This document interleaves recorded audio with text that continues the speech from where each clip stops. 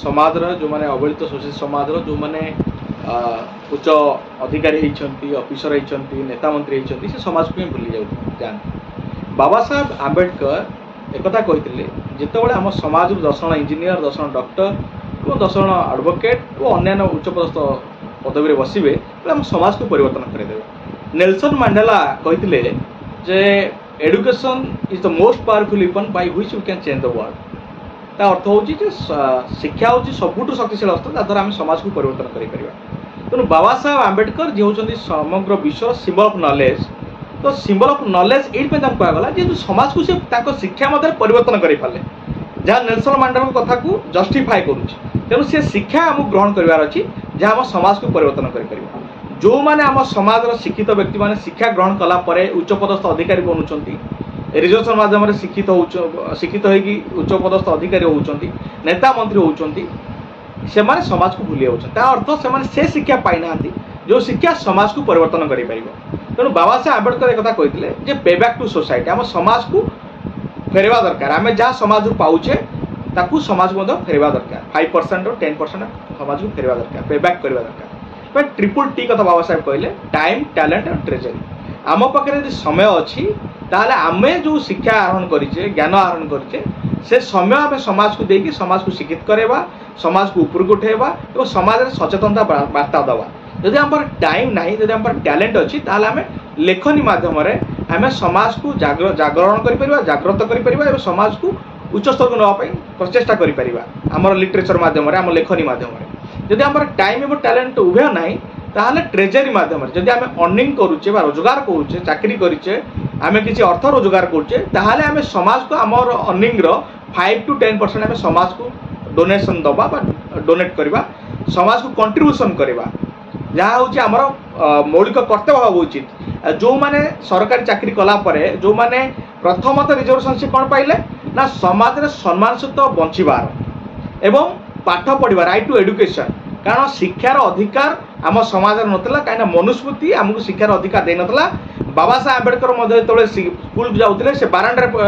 बसाऊला school भितर को classroom भितर एंट्री कर ब्लाक बोर्ड छुआ पे दिया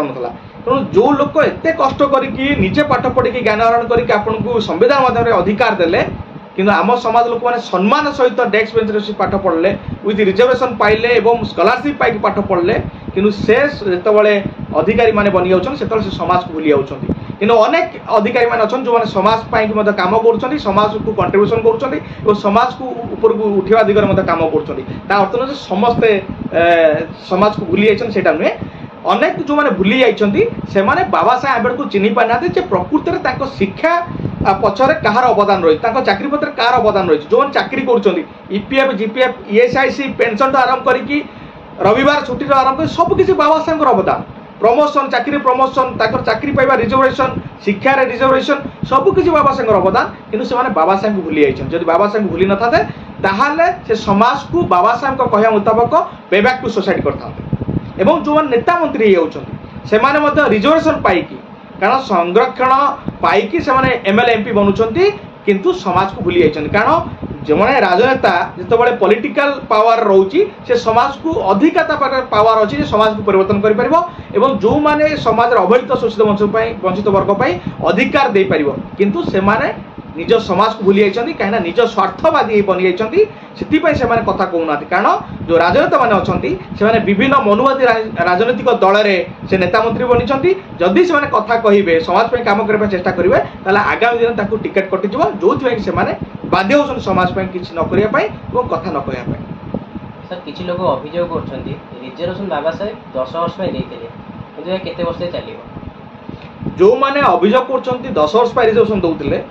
देते तो सेटा कौ दिगरे कहते से तो आम जना नहीं से कहवा स्पष्ट करा दरकार कौ क्षेत्र में रिजर्वेशन 10 वर्ष पाई प्रकृत में जो मैंने संविधान पाठ पढ़ी थे से भी कहे ना कि संविधान बाबा साहेब आंबेडकर 10 वर्ष शिक्षा क्षेत्र और चाकरी क्षेत्र रिजर्वेशन देते कदापि कौन क्षेत्र में लिखाए 10 वर्ष रिजर्वेशन शिक्षा और चाकरी क्षेत्र था। हाँ 10 वर्ष कौटी ना आर्टिकल 334 334 आधार में जो मैंने राजनीति क्षेत्र में रिजर्वेशन और आंग्लो इंडियन जोटा कि राजनीति क्षेत्र में रिजर्वेशन 1950 रु 1960 पर्यंत ताकू किंतु एमाने बारंबार आमेंडमेंट करी करी करी एबे 2019 रे मध्य आमेंडमेंट करके 2029 पर्यंत नहीं जाइछंती। वर्तमान ए माने आर्टिकल 330 आधार रे लोकसभा रे एससी एसटी वन पे रिजर्वेशन व्यवस्था करा गला एवं आर्टिकल 332 रे असेंबली रे रिजर्वेशन कथा करा गला एवं 334 रे 10 वर्ष पई रिजर्वेशन करा गला राजनीति क्षेत्र रे। तेणु चाकरी क्षेत्र रे शिक्षा क्षेत्र रे कोनोसी मात्रा 10 वर्ष पई रिजर्वेशन व्यवस्था करा जाय नै जे पर्यंत समाज रे जातिवाद बळवतर रहइबो। आर्टिकल 14 आधार रे इक्वालिटी फॉर लॉ आईन समग्र समान हो पारे ना बा आर्टिकल 15 आधार में जाति धर्म वर्ण लिंग भितर भेदभाव करा एवं आर्टिकल 21 आधार में राइट टू लिबर्टी हनन करा संवैधानिक अधिकार हनन करा मानवाधिकार हनन करा से पर्यंत रिजर्वेशन व्यवस्था बलवत्तर रही।